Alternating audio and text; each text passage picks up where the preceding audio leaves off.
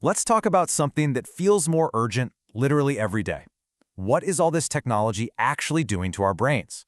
I mean, we all have these incredible supercomputers right in our pockets, but are we outsourcing our own ability to think, to remember, to just find our way around? No, seriously, be honest. When was it? For most of us, I'm guessing the answer is a pretty long time ago. We've kind of become completely dependent on these little glowing screens to get us from point A to point B. And that's just the tip of the iceberg. In this quote right here from Terry Brown just nails it. It's not just big, complex things. We're offloading the simplest mental tasks. It's like our first instinct isn't to think anymore, it's to reach for a device. So the real question becomes, what is the actual biological cost of all this convenience? Okay, let's really get into this, and we'll start with the most obvious example, GPS. It is the perfect case study for how technology can literally reshape our brains without us even realizing it's happening. So, to really get what we might be losing, first we have to see what the human brain is truly capable of. And for that, meet the London cabbie. To get their license, they have to pass this absolutely legendary test called the Knowledge. It means memorizing 25,000 streets, thousands of landmarks. It's insane. Now, here's where it gets really wild. This isn't just a party trick. All that intense training, it literally changes the physical structure of their brains. Scientists put them in MRI machines and found that their hippocampus, that's the bit in your brain for memory and navigation, it's noticeably bigger. It's a perfect real-world example of neuroplasticity. Their brains physically changed to handle the job. Which of course brings us to the flip side. A 2017 study found that when you and I just blindly follow our GPS, that same part of the brain, well, it pretty much just switches off. It's totally passive. Why would it do the hard work of building a mental map when the phone is doing all the heavy lifting? It is the classic definition of use it or lose it. And this isn't just some theory from a lab. I mean, this feels familiar, right? This comment from a Reddit user just says it all. We navigate by landmarks now. We know to turn left at the Starbucks, but we have no idea what the street is called. We know the destination, but we've lost the underlying map in our heads. So getting lost is one thing, but this habit of outsourcing our memory, it is seeping into every single corner of our lives. And as we're about to see, it has some very real and very tangible costs. You know, there's actually a name for this phenomenon. A 2015 Kaspersky study called it digital amnesia. And you know exactly what this is. It's that feeling of not even trying to remember something because you know, deep down, that your phone has your back. Why bother memorizing a phone number? You just tap a picture of a face. But how fast is this change really happening? Let's look at a really simple but kind of shocking example.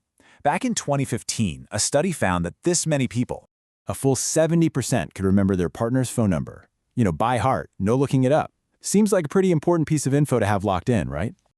Okay, now let's fast forward just 4 years.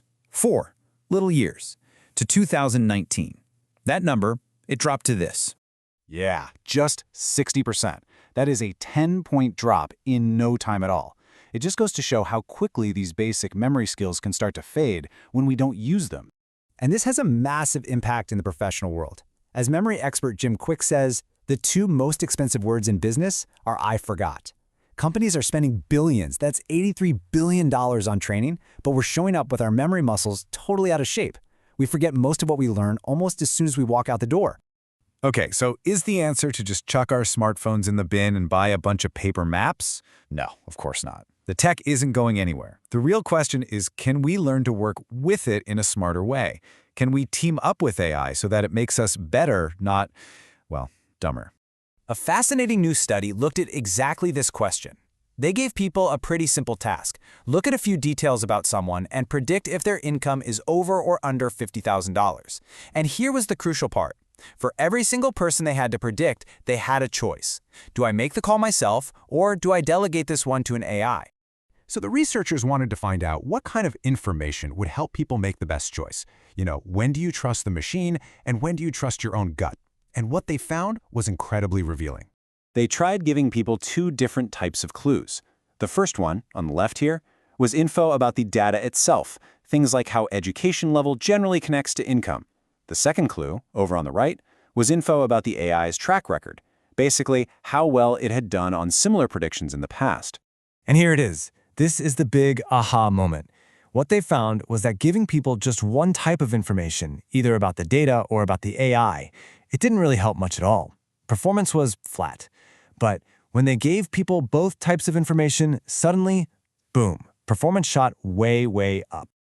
So the huge insight here is that for us to work well with AI, we need the whole picture. It's not enough to understand the problem we're trying to solve, and it's not enough to understand the tool we're using. The magic happens when you understand both together. So what does all of this mean for us, back here in the real world with our phones and our digital calendars? It means we have to fundamentally shift our relationship with our own technology.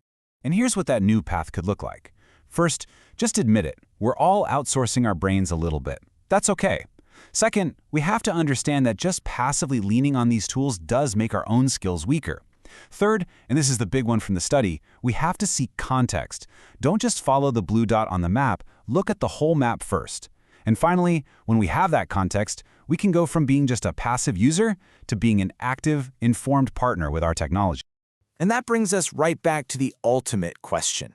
This technology is absolutely incredible, but it's only an amazing tool if we are the ones in the driver's seat. It's all about finding that balance, keeping our own mind sharp, and making absolutely sure that we are the masters of our tools and not the other way around.